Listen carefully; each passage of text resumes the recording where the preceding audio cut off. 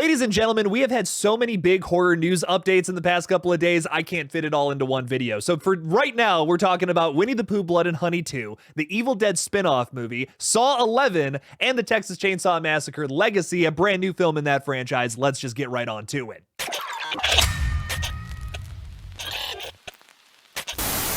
Hello everybody, welcome to the second channel. My name is Patrick, and today we're talking a little bit about a whole bunch of horror news. Like, it's insane. I took the weekend off to hang out with my girlfriend, and like, I can't even believe this. I come back this week, and it's like insane. I literally have 3 videos to make on this page. Like, there is that much news. I'm like, I don't even know how to keep up with it. This is nuts. But starting off with a story that's kind of going under the radar that I feel like shouldn't be, because it's something I'm actually really excited about. There's a new movie called Longlegs. It's another feature coming from Osgood Perkins, son of Anthony Perkins. Interestingly enough, dude makes horror movies, if you didn't know. He's made 2 excellent, well, okay, 1 excellent horror movie and 1 that was just kind of fine. But Blackcoat's Daughter, he makes. Really good movie from A24 if you haven't seen it. He's moving over to Neon with his new picture, though, that stars Nicolas Cage and Micah Monroe from It Follows. Ladies and gentlemen, this is not one to be skipped. I saw the trailer this past weekend. I don't know, it's really interesting. It's very vague, doesn't give you a whole lot, but I'll tell you what we know about the film so far. Like I said, directed by Osgood Perkins, stars Nicolas Cage and Micah Monroe. I feel like both of those people need no introduction, but if you don't know Micah Monroe, she's in a bunch of killer horror movies, and I can't really compare her to Nicolas Cage because, I mean, dude, Nick has given, like, amazing performances in countless movies. But in my opinion, she's just as consistent. Like, she hasn't been obviously has not been in as many movies as Nick, but she's always consistent, always gives a great performance, in my opinion. A movie called Watcher that she's in is really good and very underrated if you have not seen it. You may know her from leading the film It Follows, though. That's probably the most popular horror movie she's been in. But anyways, Longlegs is said to be in the vein of classic Hollywood psychological thrillers. And that trailer I was just telling you about, it doesn't really give us much more than what we already know about the film. It's basically just about a serial killer, and it's a manhunt, very similar to like Silence of the Lambs. The film is being described as FBI agent Lee Harker, Micah Monroe, is a gifted new recruit assigned to the unsolved case of an elusive serial killer, Nick Cage. So very Silence of the Lambs. As the case takes complex turns, unearthing evidence of the occult, Harker discovers a personal connection to the merciless killer and must race against time to stop him before he claims the lives of another innocent family. Now, once again, if you want to learn more about this, you're not going to get that from the trailer, but maybe that's a good thing. You know, maybe it's okay to be in the dark for these movies until we see them. Speaking of which, you won't be able to see this bad boy until July 12th, but oh my God, put it on your radar. This looks so good. A news update that a lot of us seem to care about, but also not at the same time, which I think is really funny. Winnie the Pooh, Blood and Honey 2 just got a trailer. This public domain slasher sequel is coming out real soon here. It doesn't have an official release date, but from what I've heard, it's coming out maybe next week? Question mark, sometime this month, maybe? I don't know. I'm hearing different dates. I'm hearing the trailer just says coming soon. I have no idea. I hope we get an announcement soon. Not that this is like the most anticipated horror movie of the year for me, but I will talk a little bit about the trailer. There's a lot of things I noticed about the Winnie the Pooh, Blood and Honey 2 trailer that I have to admit, I gotta give this filmmaking team some props. I mean, look at this design. Look at this design for Pooh Bear versus what we saw in that original movie. It was literally just a guy in a Spirit Halloween mask, and it looked pretty bad. Dude was pretending to be a real bear, like putting the honey on the mask and shit. It looked so bad. This looks better. This looks like a horror version of Winnie the Pooh. I gotta give them that. Listen, as much as these movies, you can just say that they're dumb, they're stupid, whatever, they are, and they know that. They're at least trying. I can see effort put into this movie, and I know that a lot of us saw that last one, and they're like, man, they literally just ran around with a camcorder, huh? I don't know, man. I gotta appreciate effort. I gotta appreciate effort. I wasn't expecting any effort put into these public domain movies, and we're already seeing trailers for other movies that are coming out this year that look like dog shit. Oh my God, that Mickey Mouse Trap trailer, I have zero interest in ever watching that movie. But I'll tell you what, out of all the public domain horror movies that are coming out this year, this is the one I'm the most excited for. Not that that's a whole lot of excitement, but it's something.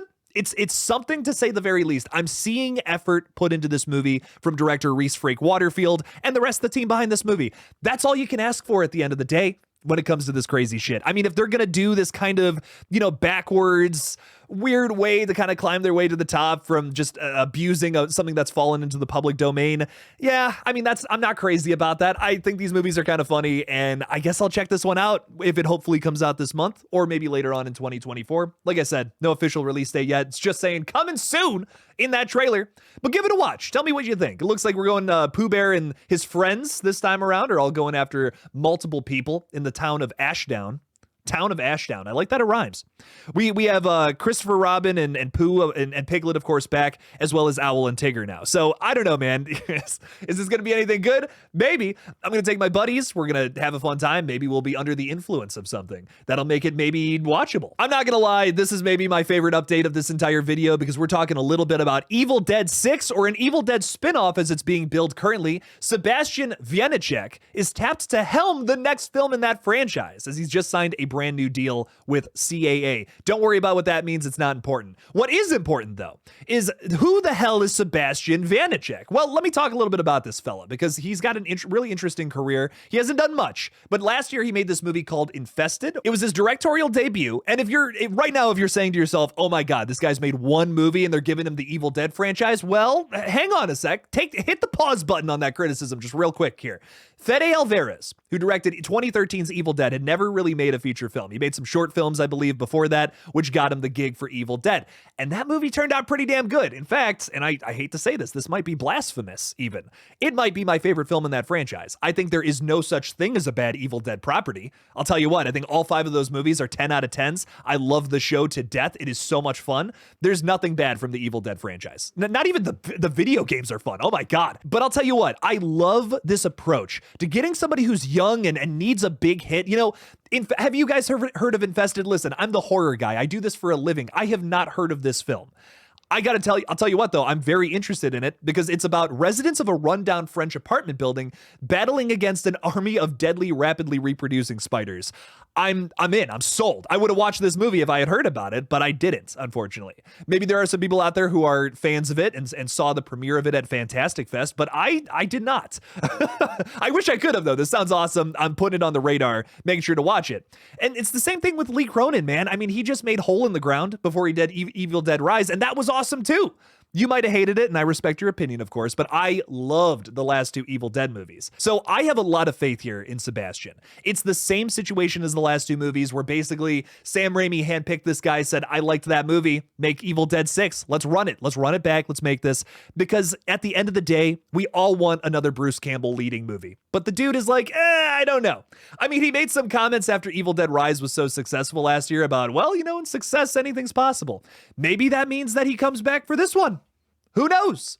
Nothing is confirmed in the terms of plot details as of right now, and that's kind of the most exciting thing about this movie right now. We have no idea what the hell's going on in Evil Dead 6. It's an Evil Dead spinoff, as they're claiming as of right now. I'm so excited for Evil Dead 6. I love this franchise to death. It is my favorite horror franchise ever, and I just can't wait. This is so exciting.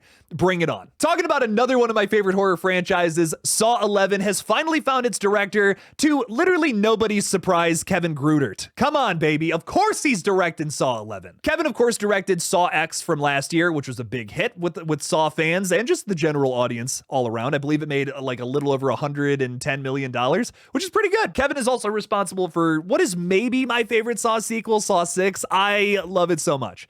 He also did Saw the Final Chapter, but don't worry about that. Point being, though, I think Kevin is absolutely the right choice to make this movie. I loved the last film so much. It was a great reinvention of this long-running franchise. If in the 10th entry of your series you can do something brand new, I can't help but praise that, even if it's something I'm not even crazy about. But I am crazy about Saw X. I loved that film. Something I do want to point out, though, I find really interesting about this movie is that Josh Stolberg and Pete Goldfinger, who wrote the last 3 movies in the franchise, will not return for Saw 11. Now, this typically comes as a shocker for some people. They're like, wait, the same people wrote the last 3 movies? That's crazy.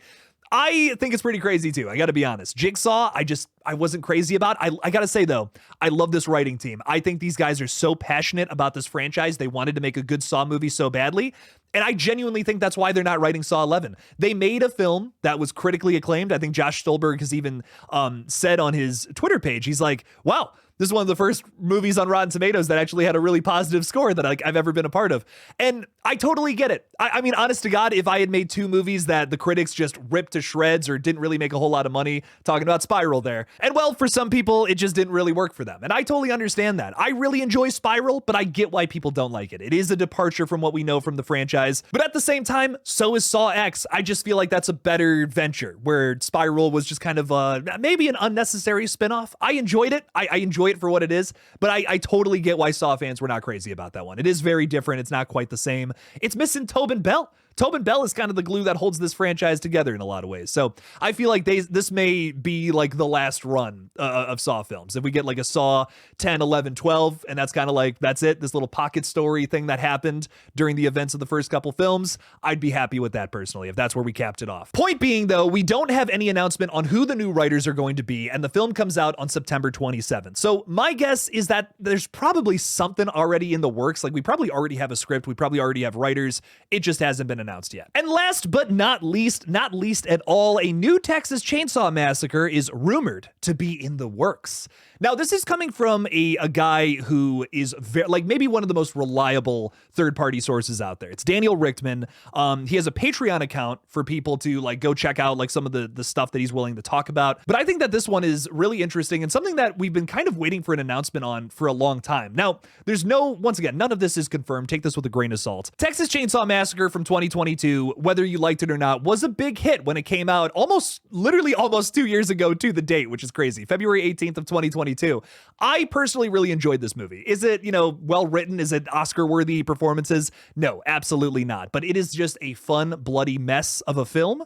And I really had a good time with it. Daniel Richtman, he's saying that this new one, which is maybe, no confirmation on this either, but maybe a continuation to the first Texas Chainsaw Massacre. I'm talking about the 2022 one, called Texas Chainsaw Legacy, which this film is about the peaceful facade of Oasis Oaks, a gated community in rural Texas. Within the manicured lawns and vigilant security, a protagonist family enjoying suburban bliss becomes entangled in a harrowing battle for survival as they confront the infamous Leatherface and his macabre kin on an abandoned property nearby. Now, I don't know about you, but this sounds like the sequel to Texas Chainsaw Massacre from 2022.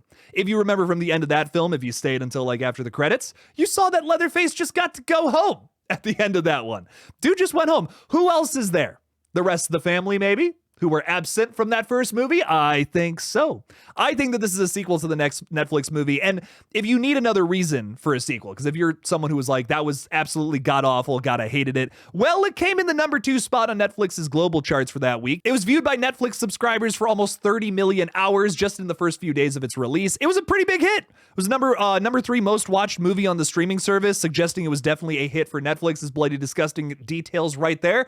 I'll tell you what, I mean, it sounds like this could be a continuation to that. Now, that might be something you're not interested in once again, but this sounds like it's going to be a rebirth of the series. I don't think we're going to get the same characters from the last movie. It's going to be a fresh new take, just following the same Leatherface. Wasn't that the best part of the last movie? The Leatherface design? Let's scroll back up. Hang on. Look at this gross melting motherfucker here. I mean, he looks disgusting. Tell me that wasn't the best part of the last movie. Dude got to go on an actual Texas Chainsaw Massacre. He ripped through that party bus. For me, that was worth the price of admission alone. If we get something like that again in the next movie, maybe with some stronger characters, not only do I see that as an improvement, I'll take that as a good movie. There's a lot of bad movies in this franchise. If you can do something that is just simple and fun, I'll take it at this point. Just don't give me another Texas Chainsaw 3D. Dear God, that was so bad. What do you guys think about all these updates, though? Leave me something about it in the comments below.